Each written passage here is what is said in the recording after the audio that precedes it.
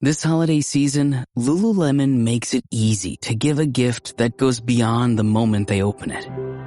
There's the sound of them unboxing super soft Lululemon loungewear. And then, there's the sound of them slipping into deep recovery mode after every workout. With Lululemon, the real gift happens when they're living in it. Open the moment. Shop now at Lululemon.com.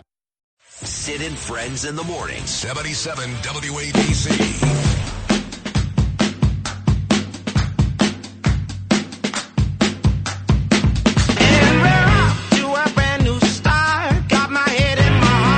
Justin, it's too damn cold in the studio. I think I'm getting old. I don't know. I was hot like 30 minutes ago. Now I'm freezing.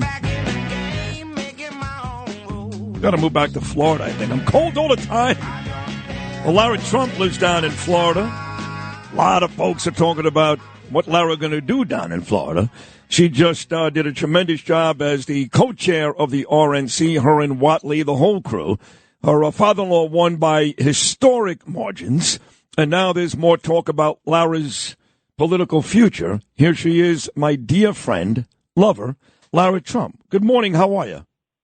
Good morning. By the way, I wish you would have introed me into this one with Toto Africa, because that was my wedding song. Eric and I danced to that at our wedding. Get out of here. Yeah. Really? Oh, yeah. I thought you were going to bring me in 5 minutes ago, Sid. It would have been perfect. Oh, my God. Now why would now, why Africa, though? Why that song? You know what? It was a song when we were dating that was really something that, I don't know, we both kind of loved and bonded over. And every time we were together, we listened to it. And that's what we said, you know what? Everybody does all the mushy stuff. Yeah. We're going Toto Africa. Yeah. That's great. I didn't even know that. That's so ironic. I wish I knew that. Yeah, we love that. We love Toto. The things you learn about me.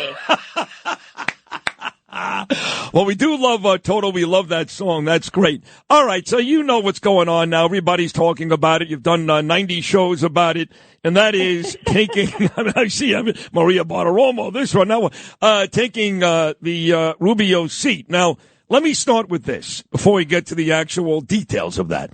I remember having a very intimate conversation with you before you took the RNC job, and you said, "Listen, Sid, let me be honest. I got 2 kids." And they're still young, your 2, Luke and Caroline. And, I'm busy. I got stuff to do. And the RNC stuff is going to take up a lot of time. So I got to think about it. Now, you did it, and you were magnificent. That's part of the reason why your father-in-law won. But now you're thinking about another political job in the state of Florida. Any personal reasons why you wouldn't do it, or you in 100%? Well, listen, I'm in 100% whatever it is I decide to do in life. And the RNC co-chair position has been no different. Obviously in life you have to balance things, and there's some give and take in all of it. And, people probably remember I considered running for a Senate seat in my home state of North Carolina in the midterms in 2022. There was an open seat. The reason I ultimately decided against that was because my kids really were very young at that time. I mean, they're still young. They're 5 and 7. But, part of the reason that I said yes to running for co-chair of the RNC at the time I did is because I said, look, I never want to look back on this time and say, what if? What if I could have made a difference? And obviously the most critical election of my lifetime. And instead I said no to it. And it was about my kids. It's about their future and the future of this country. And, I feel similarly with this what will ultimately be, a Senate seat available in the state of Florida. And obviously this comes down to what Governor Ron DeSantis wants. And I have incredible respect for him. I think the job he's done here in Florida has been magnificent. I mean, it's the reason that Eric and I ultimately 3.5 years ago decided to move here. So, look, whatever it is that happens, I'm 100% in. But I think that it would be very cool to see, a mom of young kids in the United States Senate. Katie Britt from Alabama is kind of the closest thing that we have. Her kids are in high school. Yep. But, I think that I understand the movement that my father-in-law started 9 years ago, more so than anyone. I want to be an ally to him, and I want to do the things that the American people mandated for this country on November 5th, if it's something I am asked to do. And if not, then the world's my oyster, Sid. So we'll see what happens with all of it. It really is. And I've told you on this show before, not sucking up to you, that I thought you'd be the first female president of the United States. You kind of laughed it off. You remember more than once I've said that.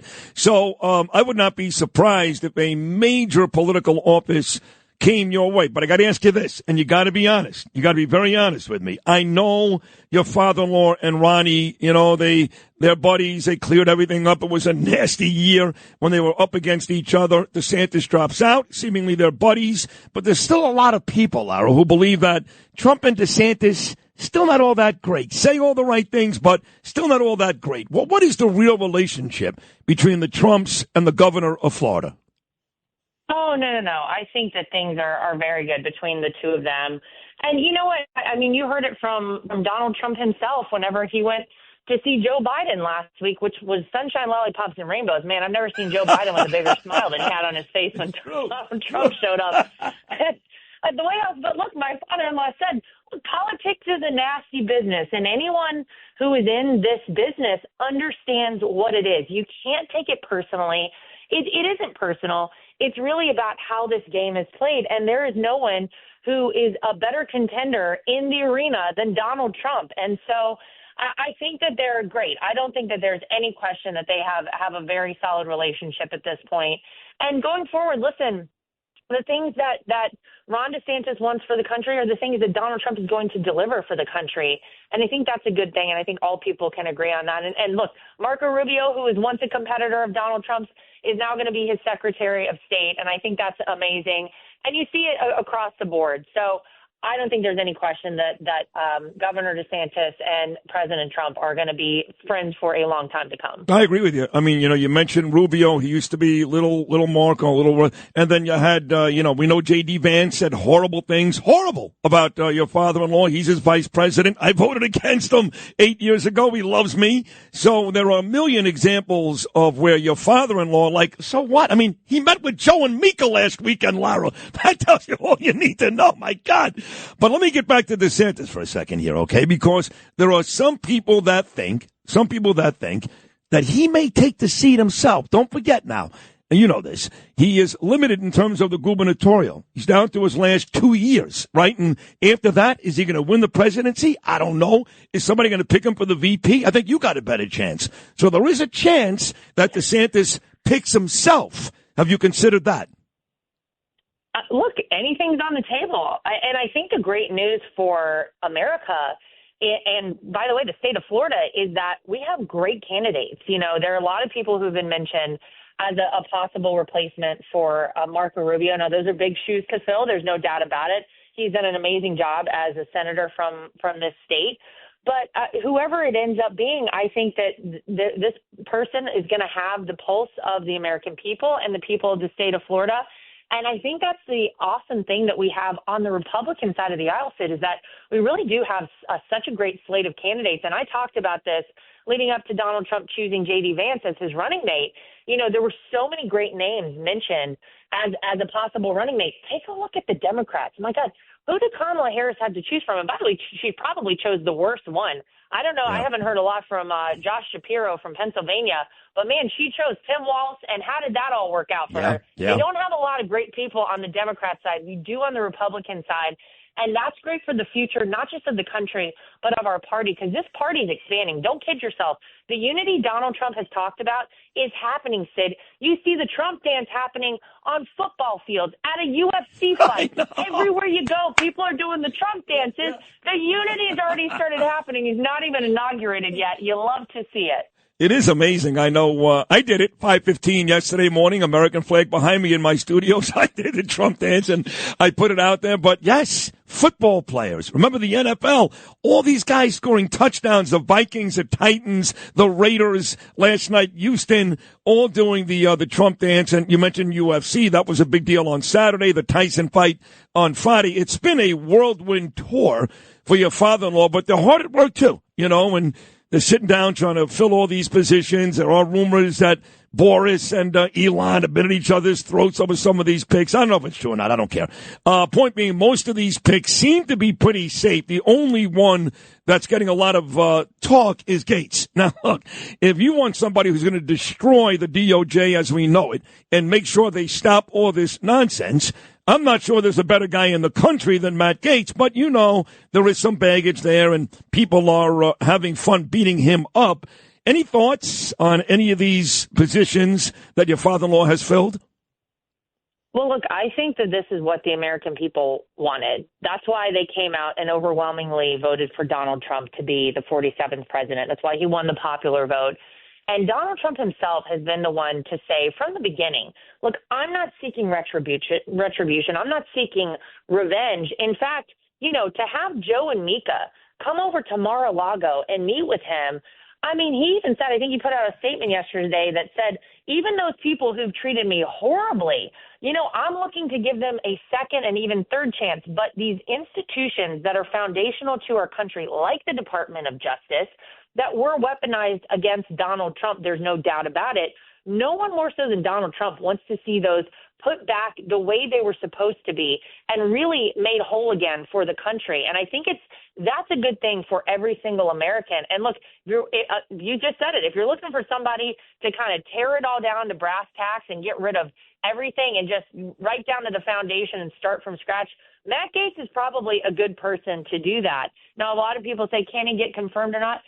I don't know the answer to that. I hope so, because I think the American people delivered a loud and clear message to the establishment, to all that has happened in Washington, D.C., the swamp, so to speak, and the deep state, that they want their country back and they want to be able to trust these institutions once again. And I don't think that there's any better person for that job than Matt Gaetz. And there's a reason that Donald Trump chose him, of course, alongside a lot of these other great picks.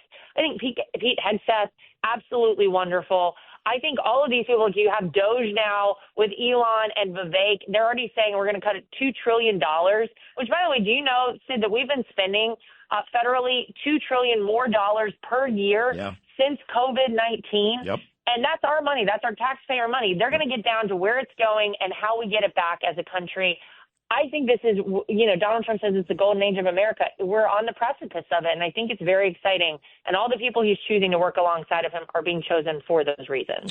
People have told me they get up, they spike the football every day, they dance every day, they smile every day. I mean, the reaction around the country and around the globe, you know how much I talk to people in Israel. In Israel, they are so excited that Donald Trump just won the presidency. So let's go inside the locker room here, okay?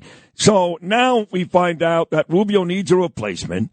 Your name is being bandied about. Has there been a private discussion, just Lara and her father-in-law, Donald, about possibly taking that job? Yeah, I mean, we've of course we've talked about it. I talk about a lot of things with him. I've talked about it with my husband, and it's a big decision. There's no doubt about it. But certainly, it's been a discussion that our family has had, and I think that, you know, he knows that if this is the right thing, and this is what Governor DeSantis wants to see happen, I think it ultimately will. And again, I've said it before, but I would truly be honored, you know, to have served as co-chair of the RNC in this capacity in this election has really been an honor. And I'm so proud of our team and what they were able to accomplish in this election. And no different, I would be honored to serve for the people of Florida as their next senator, if that is something that Governor DeSantis decides. But we'll see. You're the only choice. You hear me? You're the only choice. Have you talked to Governor DeSantis yet? Anything? Any talk? Anything? Well, I saw him last night. I was very briefly. I was speaking at a Republican Governors Association event. I just said hi to him very quickly. There were a lot of people in the room, but we had a nice, pleasant exchange. So, you know, we'll see what happens. But look, I think that we're really at a very exciting time for America. And I've said this before, but I really want people to think about it. There are so many people who really were awakened in the past 4 years. And I believe that Donald Trump was made for right now. I think that God has a hand in everything. And I believe that the time for Donald Trump to be the next president or to continue his term as president was not in 2020. I believe that a lot of people had to see the truth and really start to peel back the onion on their own. And there are so many more people who are now supporting Donald Trump, so many more people who are apt to come out and publicly talk about it, to do a Trump dance, my gosh, Sid, across the country than there ever would have been in 2020. Now is the time. Yep. I'm just so excited to be an American right now. And you say that people are waking up happy. People are waking up and collectively exhaling and breathing again and are hopeful about the future, not just here in America, but you're right, around the world. I get messages from friends of mine who live all around the world in different parts of the globe, and they are all happy as well. I'm so excited to just witness this part of history and be alive right now. And so, yeah, the future looks very bright for America, and I'm excited to have been a part of this, and whatever the future holds, I'm open to it as well. You are a major part. January 20th can't come soon enough. So on the way out, Lara, give me a timeline. So your father-in-law gets inaugurated January 20th, and I guess that's the day that Marco officially becomes Secretary of State. So if, in fact, you were going to get this position, what is the timeline for all that? That's a great question. You're asking the wrong person. But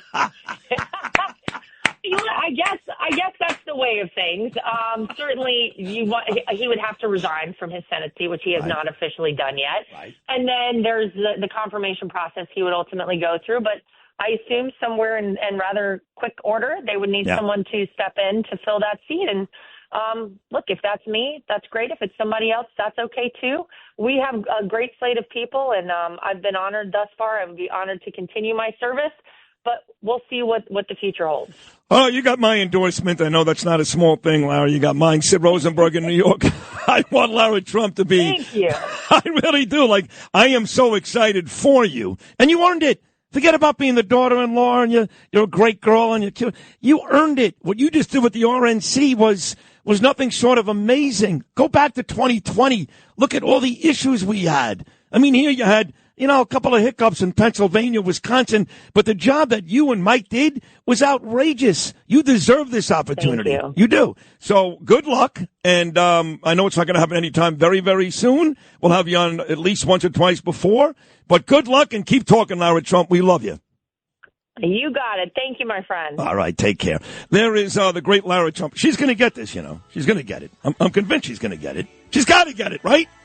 You can't give it to, unless DeSantis takes it himself. But as my buddy Johnny Tobacco says, if Donald Trump calls Ron and says, give this to Lara, what do you think he's going to say, Ron? What's her number again?